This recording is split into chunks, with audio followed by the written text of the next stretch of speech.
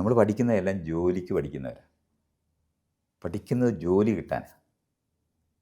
ലോകത്തിനെപ്പറ്റി അറിയാനോ സ്വന്തമായി എന്താണ് ചെയ്യണമെന്ന് അറിയാനോ കഴിയുകയില്ല. നിങ്ങൾ 22 വയസ്സ് വരെയെങ്കിലും പഠിക്കുന്നുണ്ടാവും. ഇനി എക്സ്ട്രാ വല്ല PhD കൂടെ എടുക്കുകയാണെങ്കിൽ 25 വയസ്സ് വരെ പഠിക്കുന്നുണ്ടാവും. 25 വർഷം പഠിച്ചതിന് ശേഷം നിങ്ങൾക്ക് തന്നെത്താൻ എന്ത് ചെയ്യണമെന്ന് അറിഞ്ഞുകൂടാത്തവരായിപ്പോൾ. ആരെങ്കിലും വിളിച്ച് ജോലി തരുന്നത് വരെ നിങ്ങൾ കാത്തിരിക്കും. തൊഴിലില്ലാത്ത പടയിലിരിക്കും. എല്ലാവരും അല്ലാത്തവർ സ്കൂൾ വിട്ടവരാ.